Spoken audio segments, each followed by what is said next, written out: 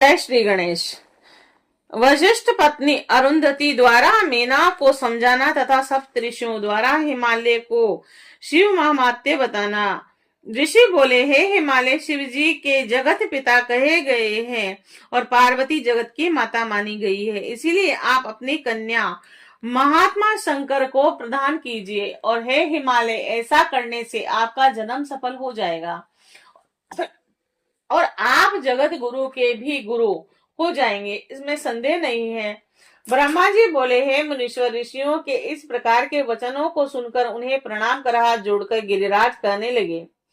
हिमालय बोले, हे महाभाग्यवान सप्त ऋषिगण, आप लोगों ने जैसा कहा है उसे मैंने शिव जी की इच्छा से पहले ही स्वीकार कर लिया था, किंतु हे प्रभु, इसी समय वह वैष्णव धर्मी ब्राह्मण ने यहाँ आकर शिव को लक्ष्य करके प्रेम पूर्वक उनके विपरीत वचन कहा है। तभी से शिवा की माता ज्ञान से भ्रष्ट हो गई है और वह अपनी पुत्री का विवाह उन योगी रुद्र से नहीं करना चाहती।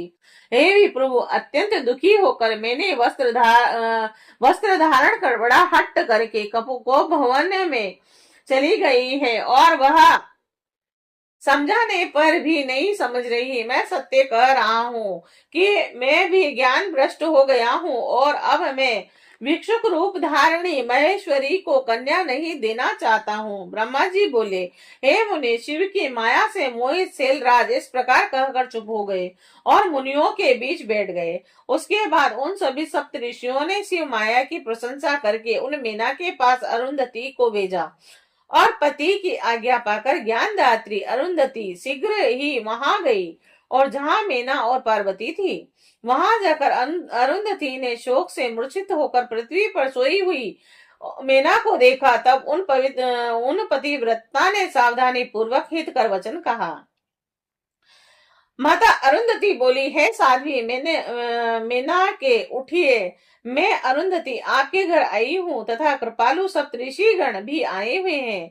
ब्रह्मा जी बोले, अरुंधति का स्वर सुनकर शीघ्रता से उठकर लक्ष्मी के समान तेज युक्त अरुंधति को सिर झुकाकर प्रणाम करके मीना कहने लगी। मीना बोली, ओह, आज हम पुण्यवानों का यह कितना बड़ा पुण्य है जो जगत की विधाता की पुत्र वधु एवं वरिष्ठ की पत्नी मेरे घर स्वयं आई है। हे देवी, आप किस लिए आई हैं? उसे मुझसे विशेष रूप से कहिए। पुत्री पार्वती सहित मैं आपकी दासी के समान हूँ, आप कृपा कीजिए। ब्रह्मा जी बोले, जब मैना ने इस प्रकार कहा तब साध्वी अरुंधति उन्हें बहुत समझाकर प्रेम पूर्वक वहां गई और सप्त ऋषिगण विराजमान थे और इधर वाक्य विशारद सभी महर्षिगण भी शिव के चरण युगल का स्मरण करके आदर के साथ गिरिराज को समझाने लगे। ऋषि बोले, हे शैलराज, आप हम लोगों का अशुभ कारक वचन सुने। अब पार्वती जी का विवाह शिव के साथ कर दीजिए और संहार करता शिव के ससुर बन जाइए। तारकासुर के वध के निमित्त ब्रह्मा जी ने इस विवाह को करने के लिए उस अया चक्र सर्वेश्वर से प्रयत्न पूर्वक प्रार्थना की है। यद्यपि योगियों में श्रेष्ठ होने के कारण सदाशिव इस दान संग्रह कार्य के लिए उत्सुक नहीं है, किंतु ब्रह्मा जी के द्वारा बहुत प्रार्थना करने पर वे आपकी इस कन्या को ग्रहण करेंगे।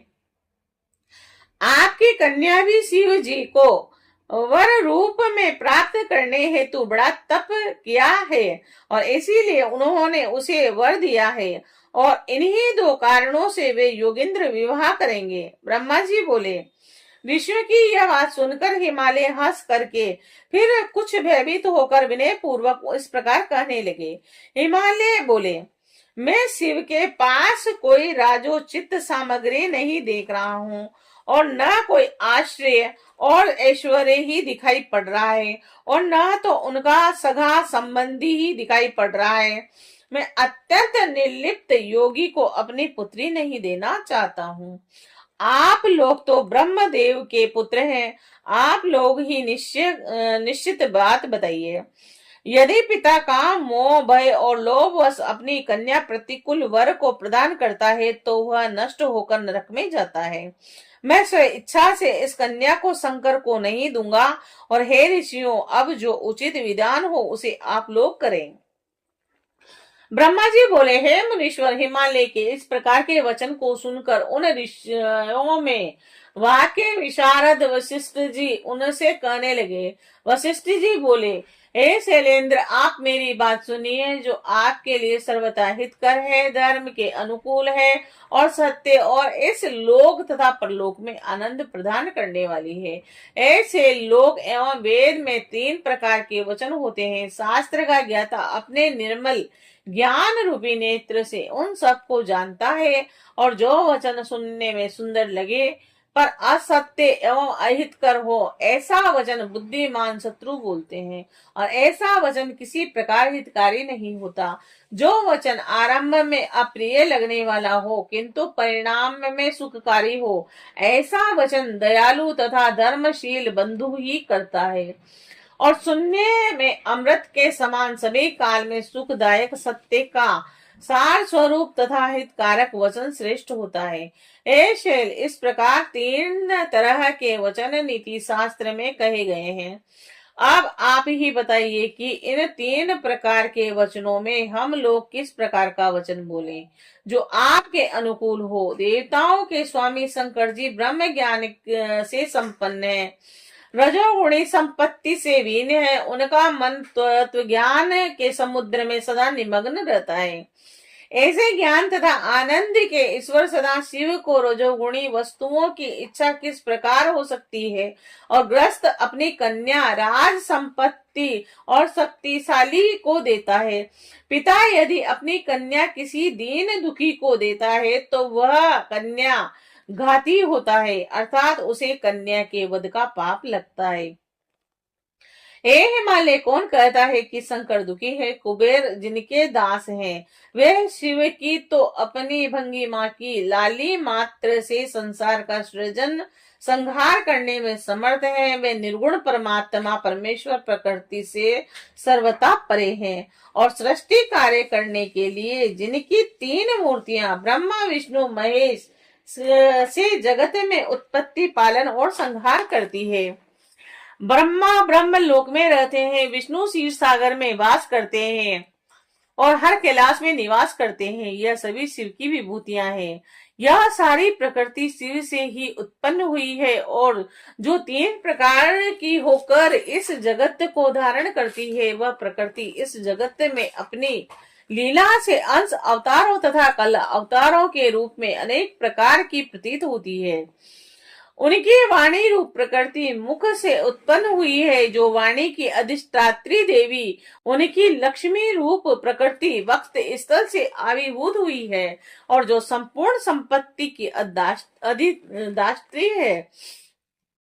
उनकी शिवा नाम की प्रकृति देवताओं के तेज से प्रादुर्भूत हुई है, जो सभी दानवों का वध देवताओं के लिए महालक्ष्मी प्रदान करती है। यह ही शिवा इसके पूर्व कल्प में दक्ष की पत्नी के उदर से जन्म लेकर सती नाम से विख्यात हुई। दक्ष ने शंकर जी को ही दिया था, किंतु उस जन्म में पिता के द्वारा शिव जी की निंदा सुनकर उन्होंने अपने शरीर को योग के द्वारा त्याग दिया, और वही शिवा अब इस समय आपके द्वारा मैना के गर्भ से उत्पन्न हुई है। हे शैलराज, इस प्रकार वे शिवा प्रत्येक जन्म में शिव जी की पत्नी रही है, और वह प्रतिकल्प में बुद्धि स्वरूपा तथा ज्ञानियों की माता है। वही सिद्धात्री एवं सिद्ध रूपुणी और रूप में सदा प्रादुर्भूत होती है। शिव जी की सती की अस्थि तथा उनकी चिता की भस्म उनके प्रेम के कारण स्वयं धारण करती है। इसीलिए आप अपनी इच्छा से इस कल्याणी कन्या को शंकर के निर्मित प्रदान कीजिए, अन्यथा आप नहीं देंगे तो वह स्वयं अपने पति के पास चली जाएगी। हे देवेश, प्रतिज्ञा करके यह देख कर कि आपकी कन्या ने असंख्य क्लेश प्राप्त किए, तब ब्राह्मण का रूप धारण करके उसके तप स्थान पर गए थे और उसे आश्वस्त करके वर देकर अपने स्थान पर लौट आए। हे पर्वत, उनके प्रार्थना करने पर ही शिव जी आपसे शिवा को मांग रहे हैं, और उस समय आप दोनों ने शिव भक्ति में निरंतर रहने के कारण उन्हें पार्वती को देना स्वीकार कर लिया। किंतु हे गिरीश्वर, अब आप दोनों की ऐसी विपरीत बुद्धि हो गई है कि इसे बताइए।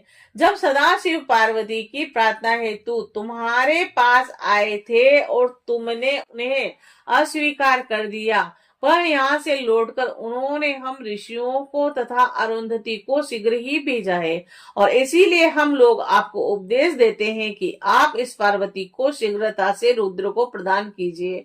हे शैल, ऐसा करने से आपको महान आनंद की प्राप्ति होगी।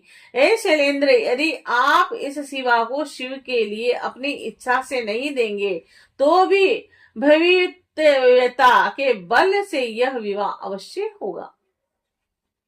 हे तात, इन शंकर ने तप करती हुई इस शिवा को वरदान दिया, ईश्वर की प्राप्ति कभी निष्फल नहीं होती।